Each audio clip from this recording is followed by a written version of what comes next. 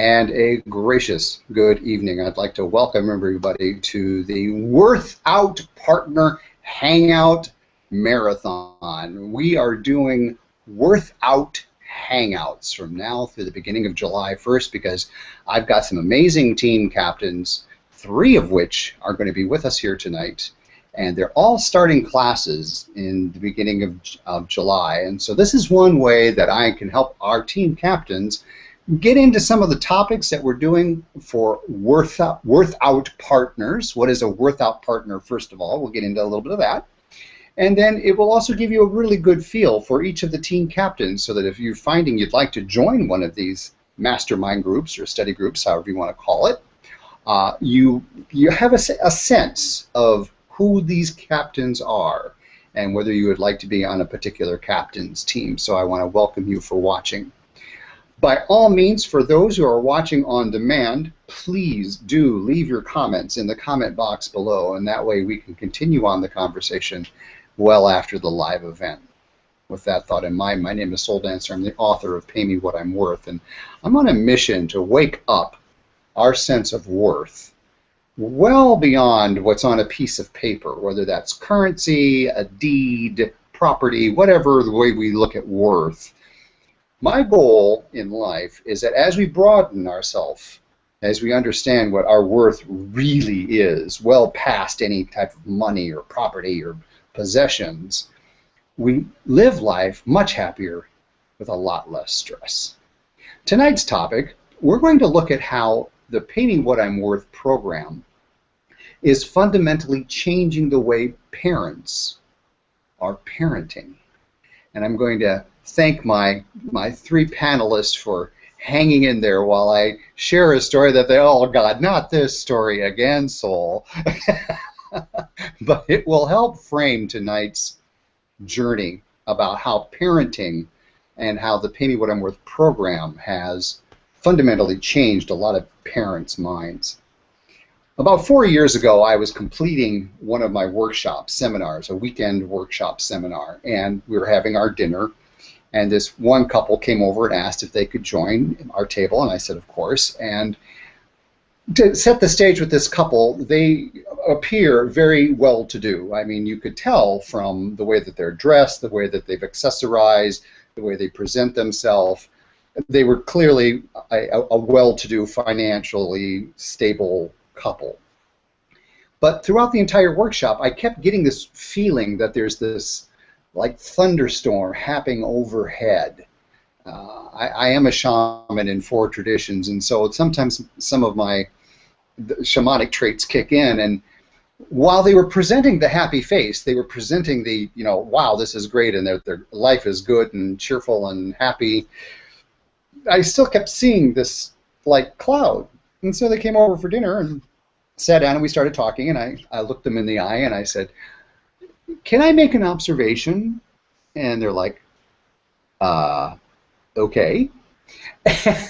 And I said, you know, I'm guessing you're in your early 60s, yeah? And they said, yeah. And I said, I'm also guessing from a financial standpoint, you two have worked very hard so that the rest of your years you can do pretty much whatever you want to do without any problems. And they're like, yeah. And I said, okay.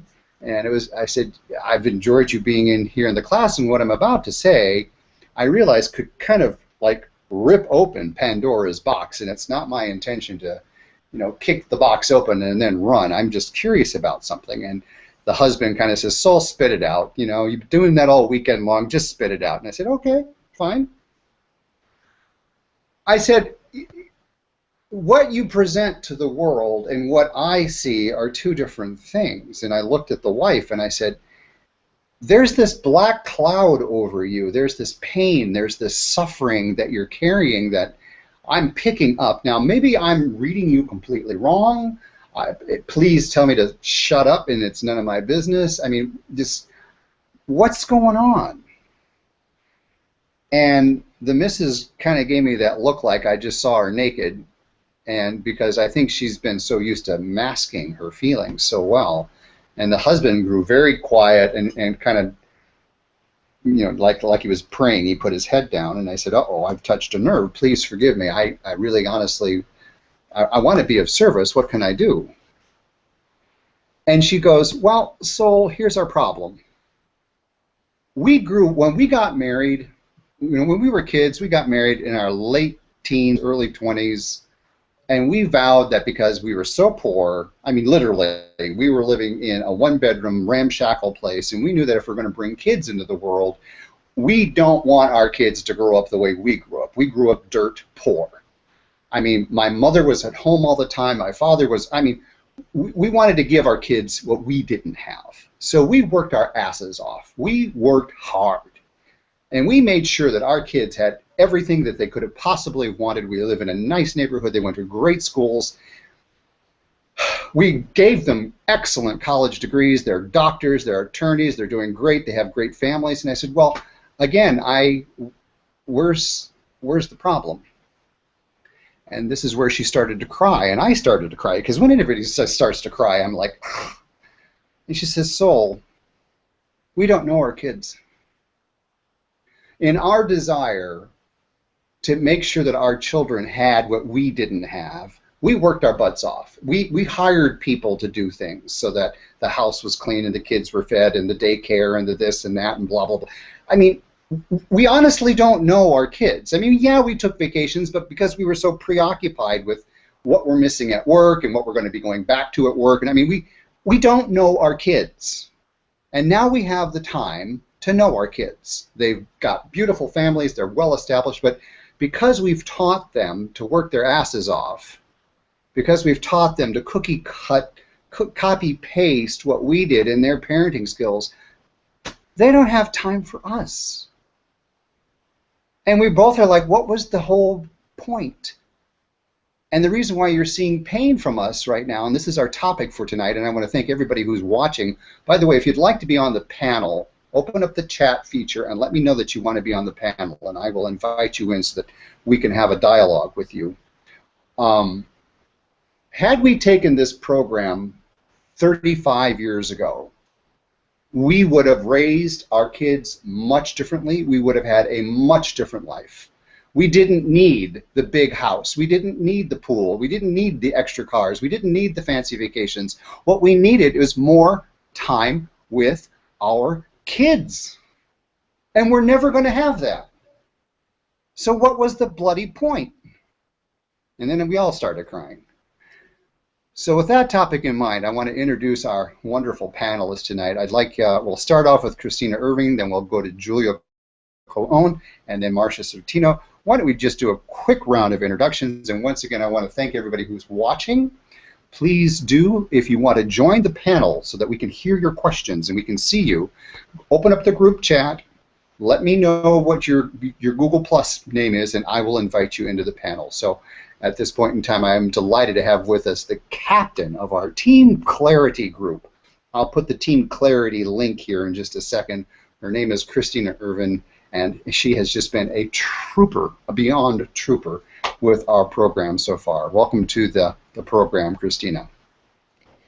Hello, everyone, and thank you very much, Sol, for having me, and I'm delighted to be here with my other Team Clarity members, and just really excited to be here hanging out with all of you so that we can have a really good dialogue and really get down deep into really what this is all about. So this is going to be a great discussion tonight, and I'm looking forward to it.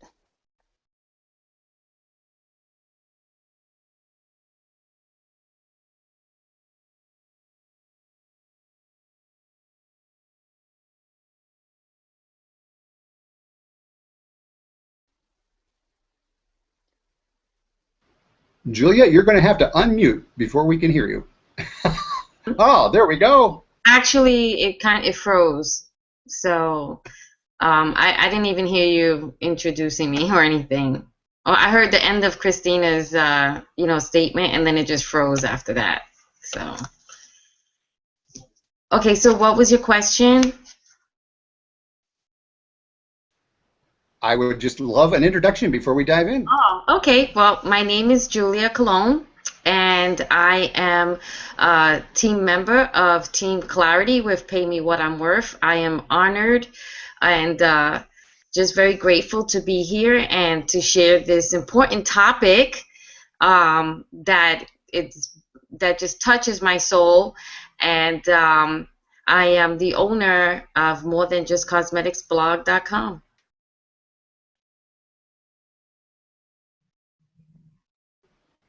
Wonderful. All right. So, and Miss Marsha, a quick introduction, and then we'll dive in. And Julia, remember to mute yourself out. Sure. Thank you.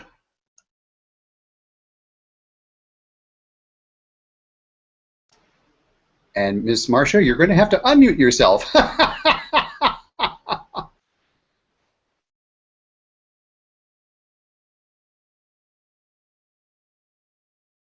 think she might be frozen, Saul. Oh, here she comes. Here she comes. Keep going, Marsha. Okay.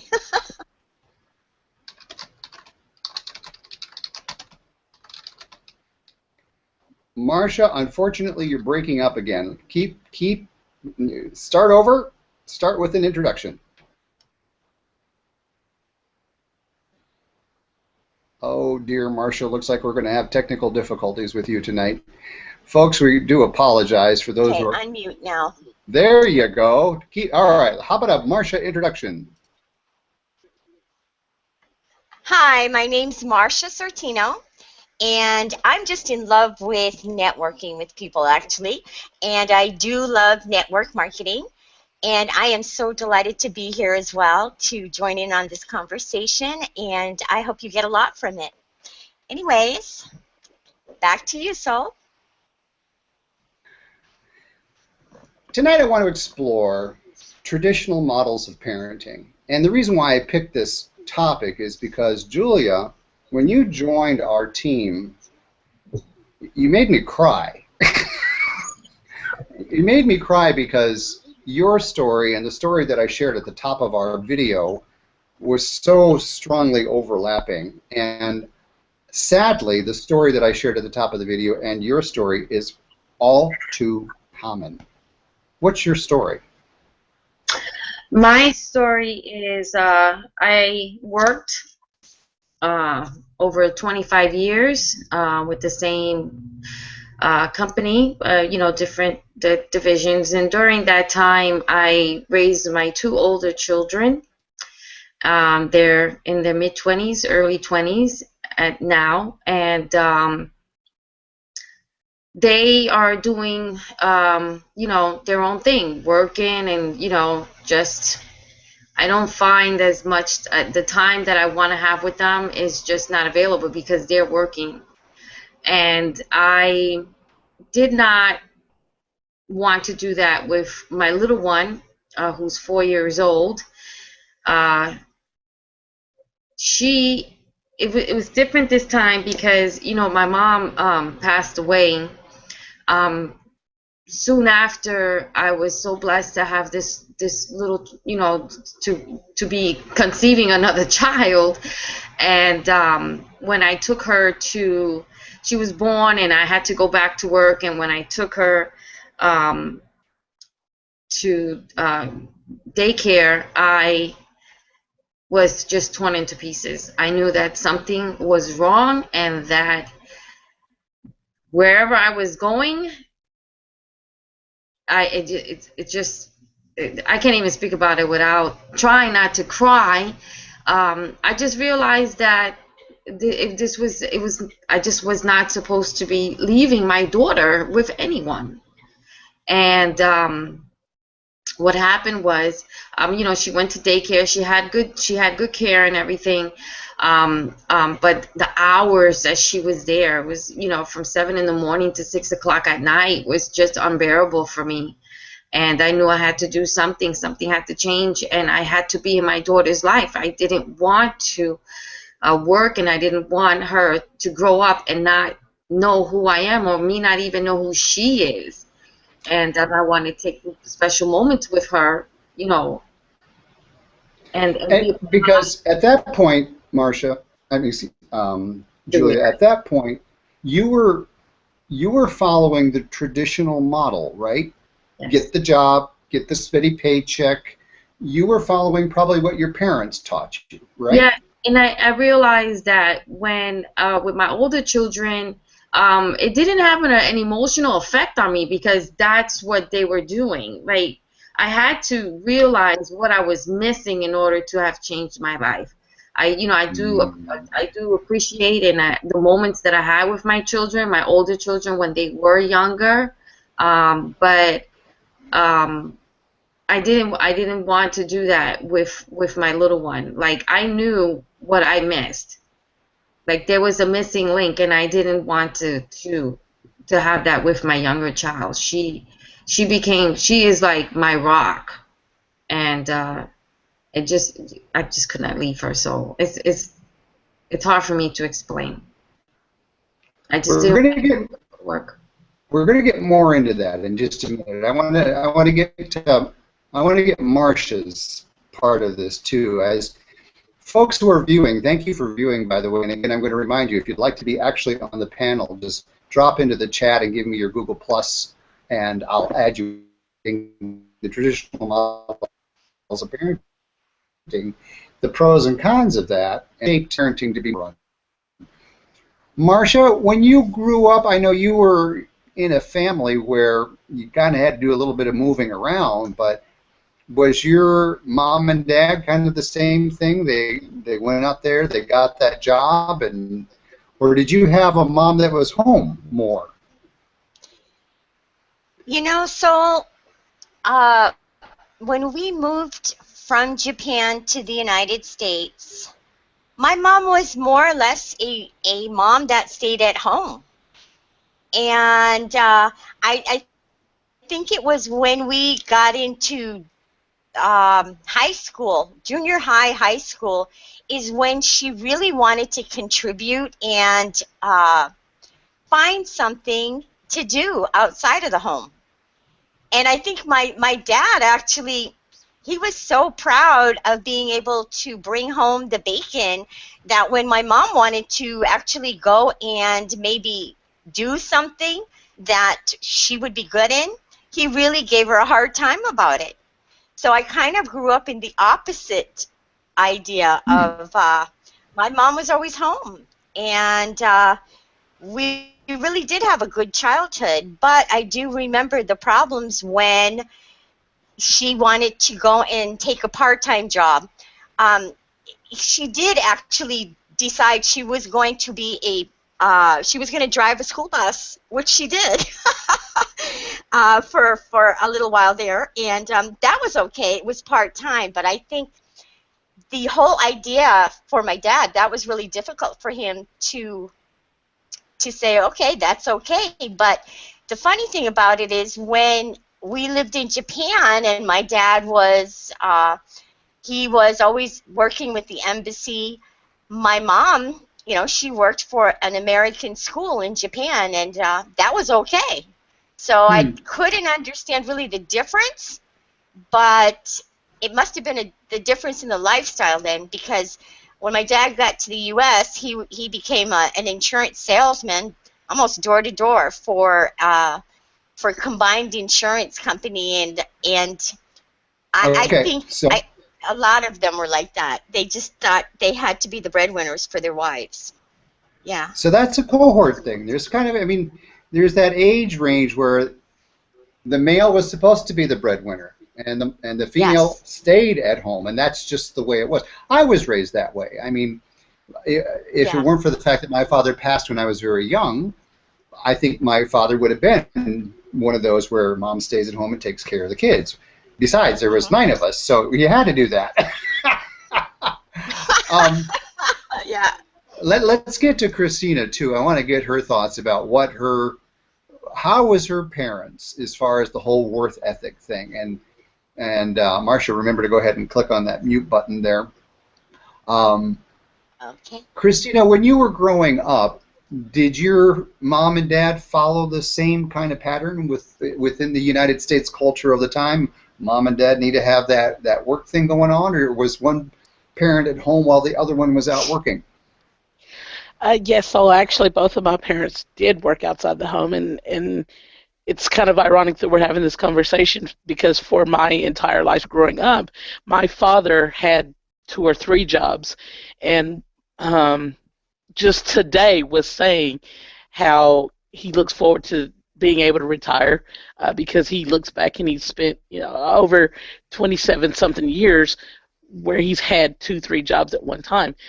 My experience was a little more unique. I was a very active kid in athletics, so I played several sports year round, and my mother actually worked a lot of hours, but there was that struggle of having to juggle the responsibility of the job and the tensions of maybe leaving work early to take me to activities and everything. So I certainly understand from that perspective what the challenge that parents experience.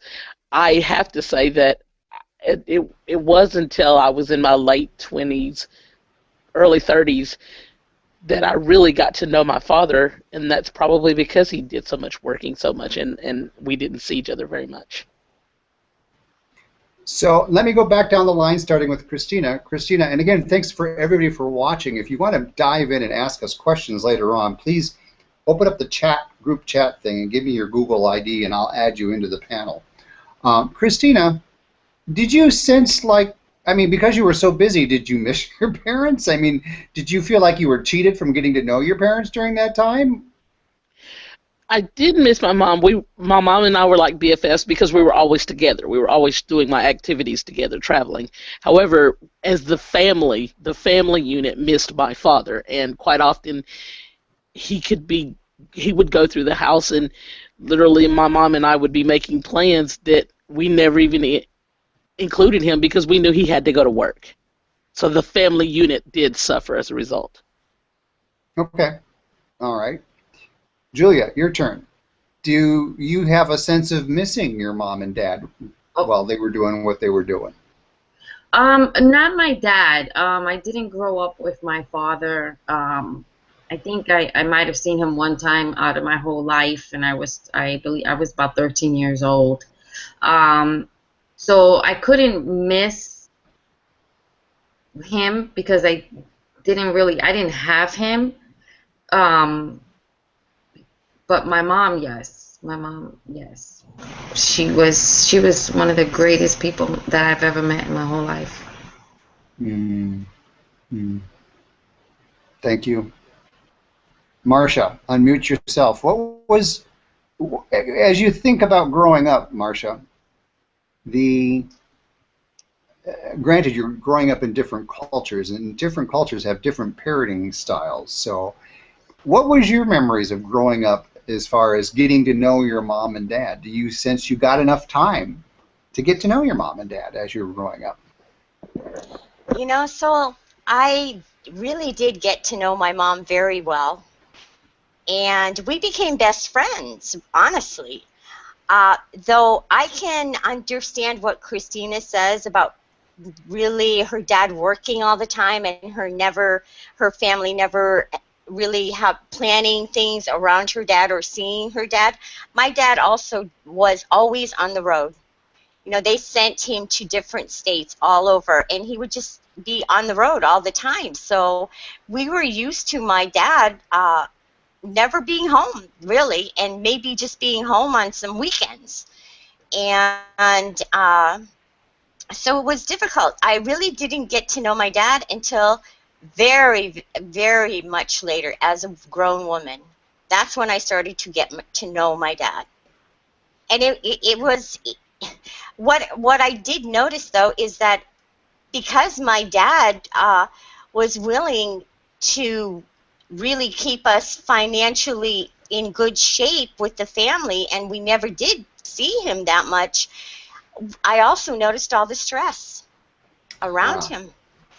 He'd come home and there would be stress, and that I do remember, and it was stressful for the family too. So it was like there were times we would be glad that my dad was gone because we knew already that he'd come home and he'd be upset about something, and the stress would be there. Yeah. Okay. So now that we've established thank you, Marsha. Now that we've established a little bit of our backgrounds with our growing up, I have to stop and think how, while as I was growing up, how the fact that my mother was always home, I'm like, oh, mother, would you just, could I would have friends that I would be so jealous because their parents were out and they had at least a couple hours every day where they could do their own thing. My mother was always home. It wasn't until after her death, it wasn't until I started doing these workshops, do I realize how I so undervalued the gift she gave me by being home. She decided to work at home after my father died. She wanted to be there. Back in that times, I mean, we're talking the 60s and 70s, I don't think the whole daycare industry was as ensconced as it is today.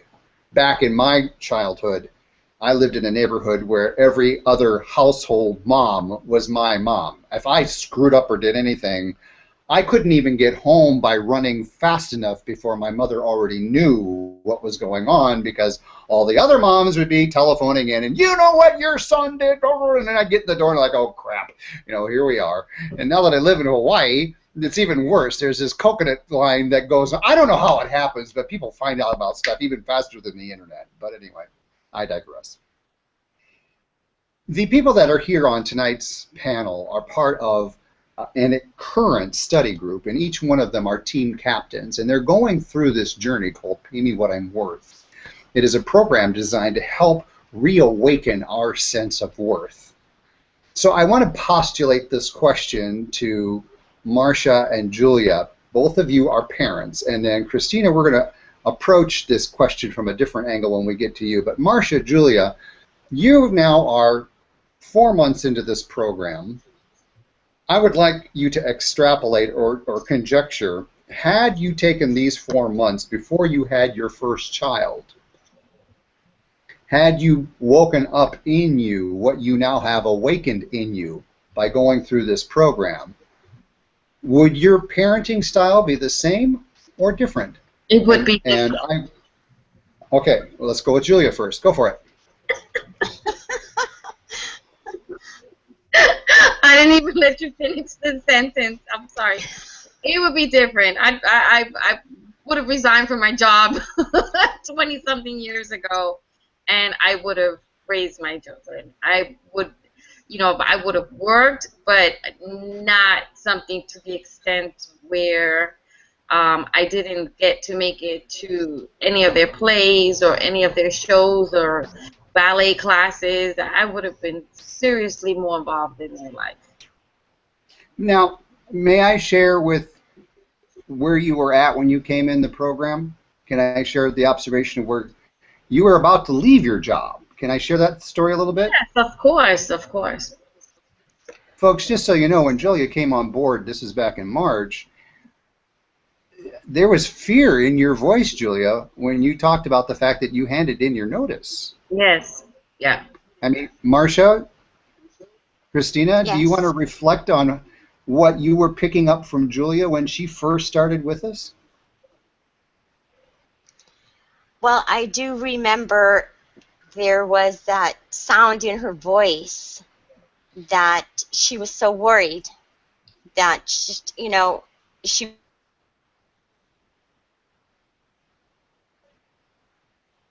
wanted, she knew for a fact she wanted so much to be home for her child.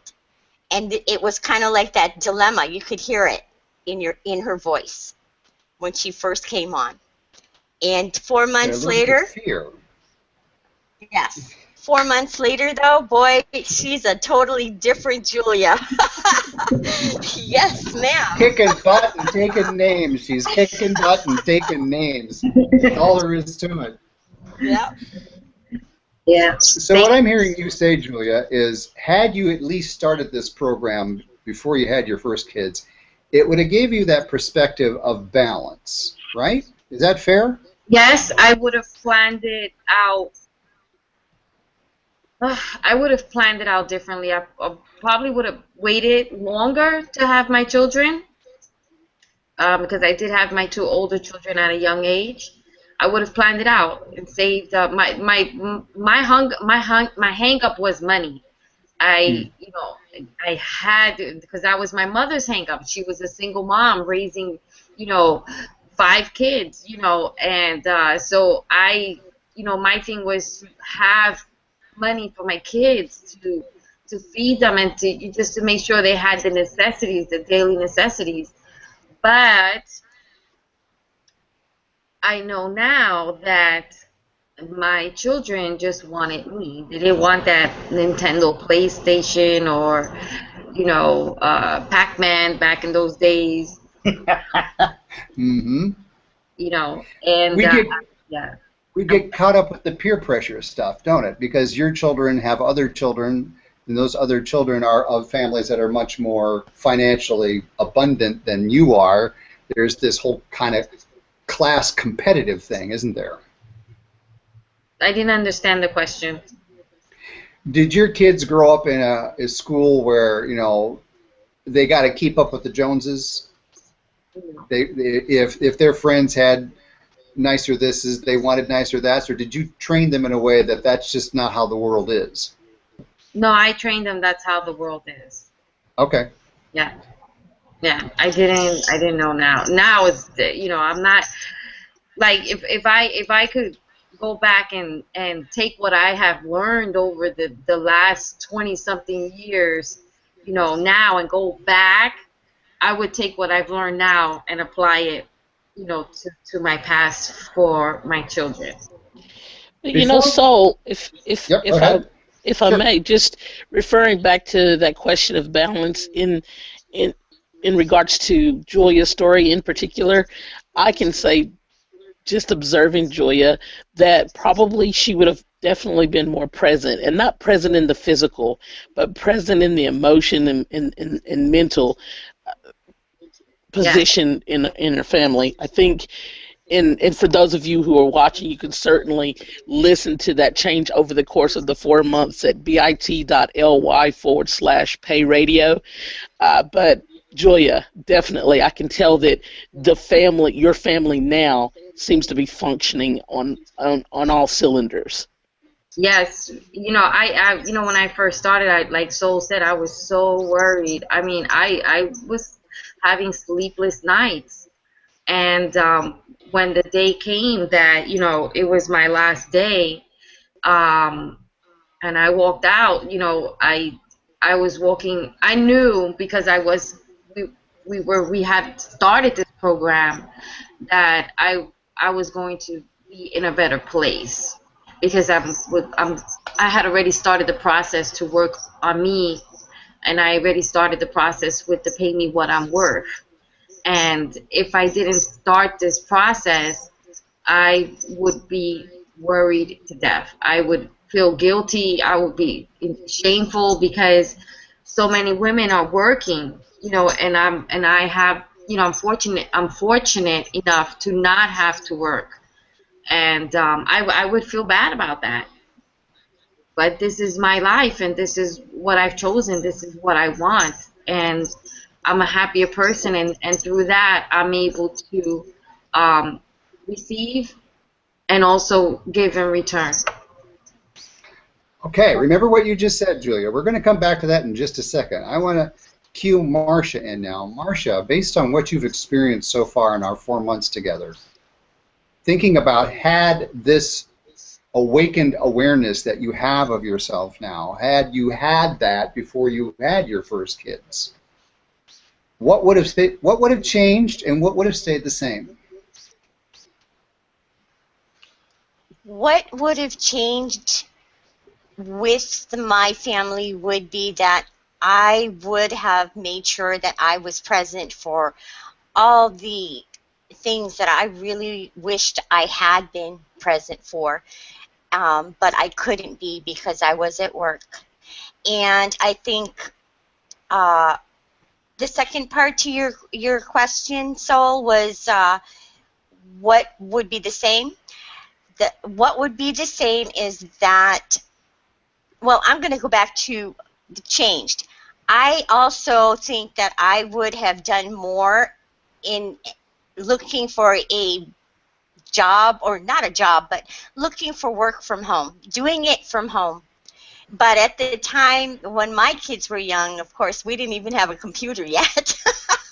But as soon as I did get a computer, I think that would have changed. I wish I would have done that sooner, which would be to have something I could do from home, definitely, like I am now.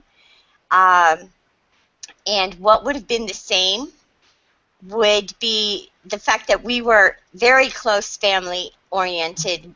My children with, I always had my mom and my dad was always there. It's something else when your own parents, how they are with the grandchildren is completely different from how they are with you when they were raising you, it seems, but it's true. And I did have my mom there for me many times when I had to go to work because I worked some strange hours sometimes. I worked on call for hotels at banquets, so you never knew when those hours were going to be, but my mom was always there. She was a babysitter for me. So, Marsha? So, yes. And I'm curious then. So as you they say 2020 is hindsight is 2020. When we look in the past, we now see with more clarity. Right. One of the more interesting things that I'm witnessing in you as you go through this program is what's changing in you, which I could see ripple back into the way that you parent, is you allowing yourself to be you. Yes. Yeah? Yes. Is that a fair statement? Absolutely. I'm starting to love who I am, so I really am enjoying this journey.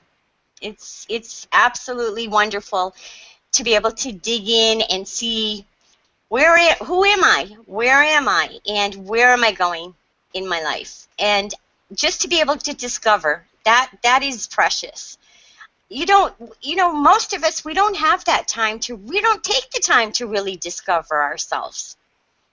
Every moment that we can become aware and learn just to be present, that is so awesome. That's wonderful. Remember those I statements. So, Marsha, is it fair to say that as I'll practice what I preach here, the more aware that I am of myself, the more present I am in the moment. And the more present that I am in the moment, the more I actually hear, I actually listen better. So I hear people better. Is that something similar to what you're experiencing? Yes, it sure is. I enjoy whoever I'm talking to at the moment. I'm present. I'm enjoying what they have to say. I love sharing things with people, and it's really a great feeling to really be in the present. I love that. It's and you become so aware that you're in the present moment, which really gives you that joy. Who's becoming aware? I become so aware. Just checking. For those listening in, you have to forgive me. I statements to me means you own it. I statements mean you're being aware of when I say I'm aware of me. And when I start hearing people talk you, now I'm like, okay, are they preaching at me? Who's the you? Who are you talking about? You talking about me? Click off. So one of the things that I find is that when I am really present with a child, especially a very young child, a 1-year-old, a 2-year-old, and I'm really present with them, I get to see the world through their eyes, and the world is brand new to them. So something that I've seen 1,000 times before, they're seeing it for the first time. And when I'm really present with them, I get goosebumps. Because I get to experience, I get to go back to being a kid again. And I think children, we had a case in one of our classes, listeners.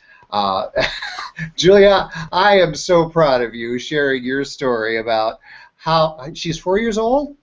Yes, yes. She kind of like gave mom a lesson, didn't she? She gave me a few lessons. Would you like to share one of them? Which one? Something about that whining thing. Oh my gosh. Set it up. Set it up. Let our viewers know. Give them a little backstory here. I had to do some stuff for more than just cosmetics, and the gentleman that I went to visit, he just I was not expecting it, but he just like ripped everything I've done over the last year in half. He just took a quick look and just gave me his feedback, what he thought, and blah blah blah. And I remember sitting at his desk, and I walked away. I just took my stuff and I left, and I was so hurt, and because I felt like I was defeated. And I was talking to my husband, and I was crying, and my husband was comforting me. And my daughter said, "Mommy, stop crying like a baby." And I just looked at her, and I was like, "Oh, am I really acting that way?" And she just looked at me, and I just snapped myself out of it. I was just like, this is amazing. This is amazing. I need, I worked on this. I own it, and I'm not gonna cry like a baby, and I'm just gonna grow from this experience. Like all children, we grow.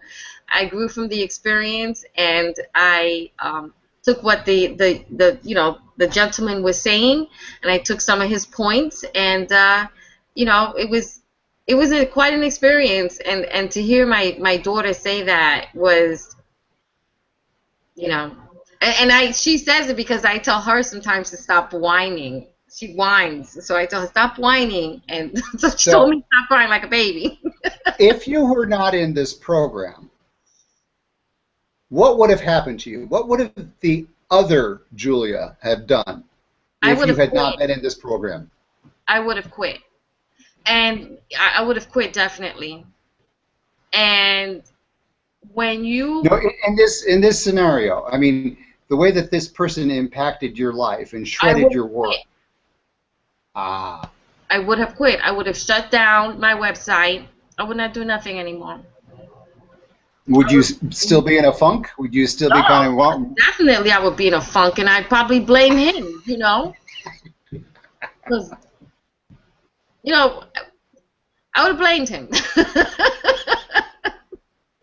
As well you should. Yeah. I mean, one of the things... Go ahead. It's okay. I learned, like I said, if it wasn't for the Pay Me What I'm Worth and having a team captain as, like Christina, where, she emphasized to me the importance of working on every exercise and being actively involved in your process, that, these kind of events that do take place, we will be able to handle them better as we go along. You get a tougher skin, don't you? Well, you get a tougher skin, but at the same time, you are more compassionate because you realize it's okay to be yourself, right? Yes, it is. There's nothing wrong with who we are. We're all different. All of us are different. We're not born from the same DNA. We're not, identical twins, or, we are all different. What a boring world this would be if that were the case. Yeah. God. Ah. So we only got about 15 minutes left, and I want to thank everybody who has been watching. We have the group chat open, so if you want to start leaving some questions for us that we can address as we're talking, please do. Click on that little icon, the group chat thing and the Hangout thing, and you can go into the group chat. And I believe I've also opened up the questions and answers option as well. Let me just double check that. Hold on. In the questions and answers option is enabled. So if you have questions that you would like us to address in this Hangout, please go ahead and put your questions in there. Our team captain, Christina Irvin, we would not be here tonight if it weren't for Christina Irvin. She has been a parent to us. She has been a guide to us. And so, Christina, when you first came across the Pay Me What I'm Worth program, what thoughts went through your mind initially?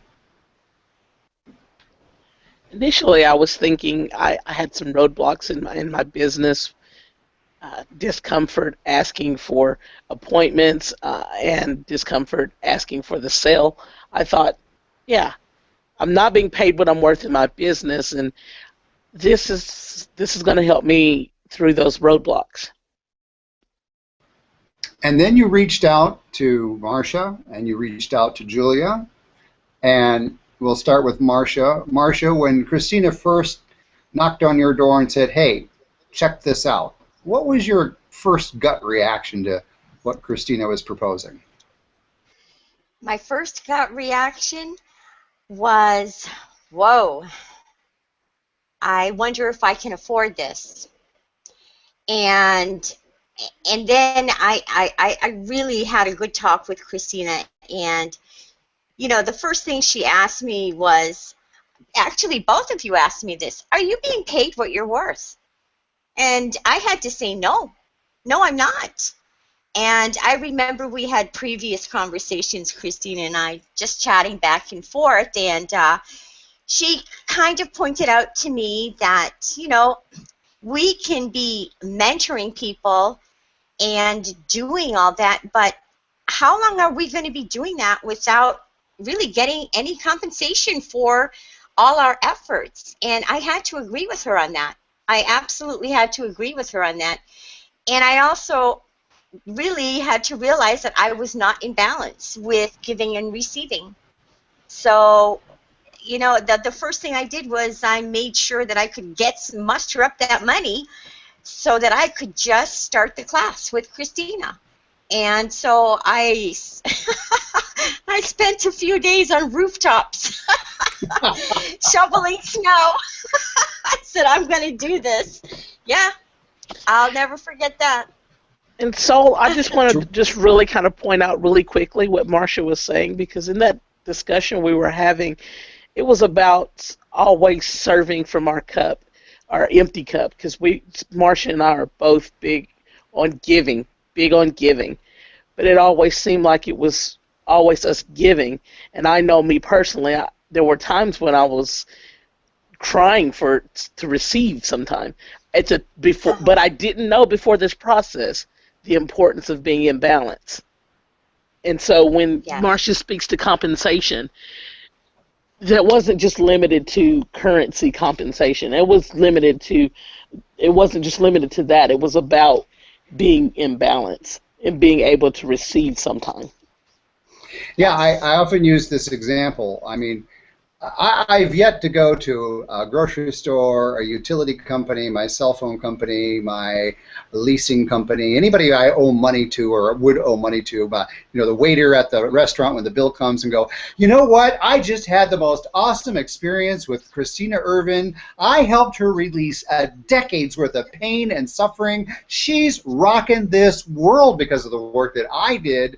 I've yet to have the grocery clerk go, wow, that's so cool. Groceries are on us. That hasn't happened yet.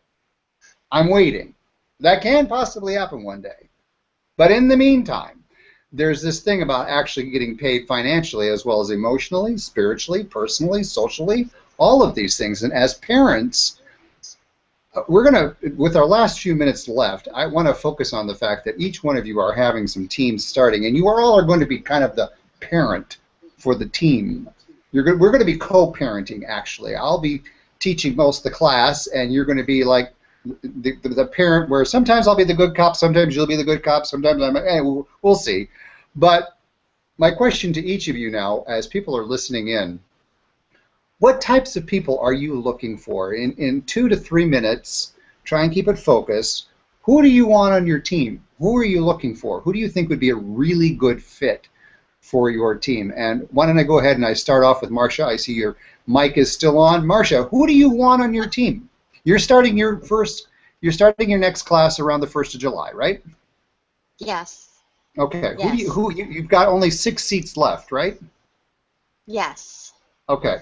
I I really would like to have people on my team that are serious in building their business and getting their personal development and will be committed to their personal development. I think that is so important, especially when you are building a business online and you have to go through all those struggles. I believe that personal development and doing it with a worth partner. I love the name of this hangout. With a worth out partner is going to benefit all of us, because the minute we stop doing personal development is the minute that we just lose focus of our whole goal in our business. Is it fair to say that That's very important to me. with what you've already accomplished in your first 4 months, people are already noticing a difference in you, yeah? Yes. And Yes. you've got over 20 years in the network marketing business, right? No, actually, I started network marketing in December of 2010. So you got a So few years it's only behind been you. 5 years. Yes. Uh-huh. So for those growing a So, network marketing business, you could help them out as well, right? You can kind of give them some inside tips on how to grow their network marketing business as well, yeah? oh, absolutely. I have training for, how to find prospects, how to use social media. I have training behind me in that area, yes, and So connections. we'll weave that into your team that you're starting on around July 1st. All right, to get to Marsha's page, all you need to do is just go out to PAY411. PAY411, like you're dialing the phone number for information. PAY411.co. It's .co, not .com. You'll see Marsha Sortino. Click on her picture, and you'll get more details. Next person, Julia. Julia, the one thing that I love about you the most, and I can see you being a great team captain on this, is there's such a trooper attitude in you that people coming on your team, they got to kind of know that you're not going to accept excuses. I have a hunch. Yeah? No, I'm not. I'm not. I won't accept excuses. I am looking for some serious entrepreneurs who are looking to find their purpose and have it congruent with their business. And would you have a particular demographic in mind that you seem to vibe with the most? Is there like an age range and a gender and that sort of thing? Just amazing that you would ask me that question, because I'm noticing that the younger generation is more receptive to what I'm saying. And then I have those that are my age that... You old lady, you, please. No, God, we please. connect. We connect because of the experience. Mm-hmm. So it's I'm gonna say between, if I was to give it an age, 25 to 50. Okay. Yeah. So what you're asking for are people that is it also fair to say, Julia, you want to shepherd people that where you were, meaning women who are in that corporate chain and they want to break that corporate chain, which you did. Yes. You'll help them break that corporate chain, right? Yes. Yes. Yes. Okay. Again, to find more details about Julia's program, just go out to pay411.co. Look for Julia Colon. Click on her wonderful picture. You'll get out to her fabulous site, and you'll get some more details. I'm afraid to introduce Christina Irvin because she's the captain of Team Clarity, and Christina, the reason why I'm afraid to introduce you is because, again, you're of the mindset that it's time to get real, right? And there's a lot of people who I think are afraid of actually getting real with themselves. Am I projecting my own crap on you, or am I a little bit on target? No, so you're on target. As a matter of fact, I'm often you'll see in my content, I'm a keep it real marketer, and I'm just gonna keep it real right now for the moment and say, listen, I'm looking for people who are serious business builders. I'm looking for people who may have been in business for a while but have plateaued and they don't understand why they're not scaling their business. I'm looking for people who have made the decision to take action and not just dip their toe in the water. I particularly resonate with those people who are still working in that job, miserable from 9 to 5, or if you work like me, working those 10, 12-hour shifts when you know you need some time for yourself and you just can't take that time because of that job. I'm looking for those people who are trying to figure out how to get out of that job permanently. I want to help them understand that that job is, first of all, helping them invest in growing their business. But really what I want to do is show them that they already have absolutely everything they need inside them to scale their business and get out of that job, create the legacy that they deserve and their families deserve. Well put. Legacy is a good topic to close our parenting panel tonight. I want to thank everybody for watching. And to me, a legacy, what am I leaving the world when I shake off this mortal coil? A large part of what I'm leaving this world has been shaped by my parents and my grandparents. It's been shaped by people that I consider to be parents, whether they're part of my family or not. And I'm becoming more and more clear in my life. While I have a master's in social work, I'm a monk in 3 orders and a shaman in 4 traditions. Well, I give myself the illusion that I'm a pretty awake and aware person. What I'm coming to learn is a 2-year-old can teach me a profound lesson.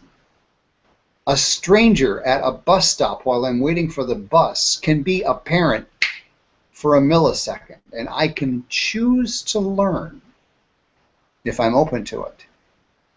Our Pay Me What I'm Worth program creates the space where I invite you to balance learning with teaching, teaching with learning.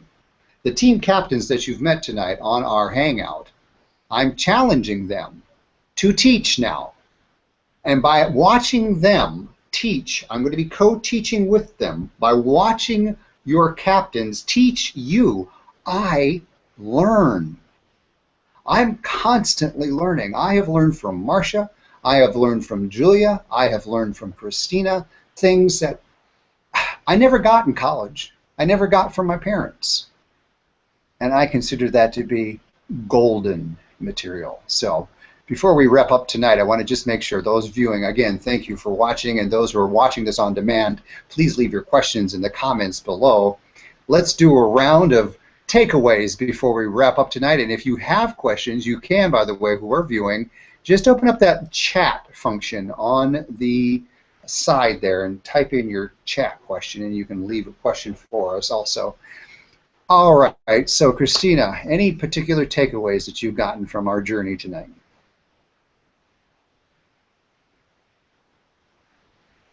I think the major takeaway for me tonight is the importance of being present mentally, physically, emotionally, spiritually, and having a balance of giving and receiving so that you can absolutely make that happen. The rest of it will take care of itself when you have that balance. Very true. Thank you, Christina, for being here with us. I know it's late on your end. And Miss Julia, it's also late on your end. So I want to again thank you for taking what has already been a long day and making it longer by being here on this Hangout. As a mom, I know you have a long day. So what has been your takeaway from tonight's Hangout? My takeaway is to the importance of the Pay Me What I'm Worth. I just could not be here at this point in my life if I didn't do the exercises, if I wasn't a part of a team. This is so different from reading a personal development book. You know, when you're reading a book, you can, change the pages when you want to. You don't even have to finish the book. But because this process allows you, you have to be committed to yourself, you have to finish this book. There's no other choice. I have transformed into a whole different person from when the first chapter to where I am today. There's no way that I would stop turning the pages of this book. I'm looking so forward to the woman that I'm going to be by next year. So in other words, your Worthout partners are keeping your nose to the wheel. Yeah? Yes. I look forward to our discussions to see what everyone has gone through during the week, what they found out about themselves, and just to release those toxic emotions. At this point in the book, I feel like I'm in a positive point in the book, and I'm just loving every moment of it. Mahalo, Julia. And again, to learn more about Julia, go on out to pay411.co, look for Julia Colon, and you'll find more information there about her. Miss Marsha. You've been on a number of Hangouts, you've been on a number of calls, and by the way, for those listening in also, you can go out to bit.ly/pay radio. bit.ly/pay radio, and you can actually listen to the classes that Team Clarity is doing. We're recording the classes, and thank you to Team Clarity for allowing me to make their classes public. It serves two purposes. The first purpose is, frankly, as Team Clarity members change, as Christina changes, as Julia changes, as Marsha changes, her family, her friends, they're doing something. What's going on? They can go listen to our show. And so family and friends, they can be lurkers. They can eavesdrop on what they're going through in their classes so that hopefully they'll choose to keep up to speed with the people they love. The second reason is reflection. Every single team member has gone through and listened to their classes again. And it's safe to say, maybe Marsha, you can reflect on this as part of your takeaway if you want to, but as you listen to where you've been and you compare it to where you're at now, the value of having those radio shows where people can listen to it at Pay Radio, bit.ly/Pay Radio, would you call that a valuable tool to have? Absolutely so. That is so valuable. I just was so drawn to your site, and I had to go listen to all the other people. I don't even know who they are, but they had such interesting stories and perspectives, and you're just drawn to it, and it's really nice to be able to hear the person on the other side, their voice. You almost have that imagination in your head that you know already. There's something about your course, your program, that has done magic for them. You feel it, you can hear it, and I have to agree with both Christina and Julia. Those are the two reasons that you ladies gave in the takeaway are exactly the same reasons that I have. But also, I look at this book and I say, this book is for life. Even when this program is over, I'm going to go back and I'm going to continue reviewing my book and adding on to it, and I know that it's just a precious I'm giving myself a gift with this program, and I hope everybody else can see that this program is actually giving yourself a gift. It's just, you have to actually get that book in your hands and start doing the exercises, and you feel it. You will feel the difference. You will start seeing yourself as just being that person that you're supposed to be. So, thank you so much. Well, Marsha, thank you. And as we begin to wrap up tonight's Hangout, we're going to be doing a Hangout every night between now and July 1st because I know that, Marsha, you only have 6 seats left. I think, Julia, you've got, what, 7 seats left? Or is it down to 6 seats? Oh, unmute. I don't read lips. I'm sorry. I have 8 lips. I have 8 seats left. You only got 8 seats left. Got it. All right. My God, it sounds like we've got the wine going on here, doesn't it? Ooh, No, so- it's a midnight. it is. It's already Saturday. It's late. I love it. And Christina, how many seats left do you have for your program? I've actually got 12 seats left. Okay, we're going for a little larger group, but you only got 12. All right, fair enough. Ladies and gentlemen, thank you for watching. I'm giving my entire Team Clarity a big hug. We'll be doing these again soon. Before we hang up, I just want to say, Christina, I hope you feel better, and I love you, and we'll talk tomorrow morning. Oh, thank you. I love you too. Bye, Marsha.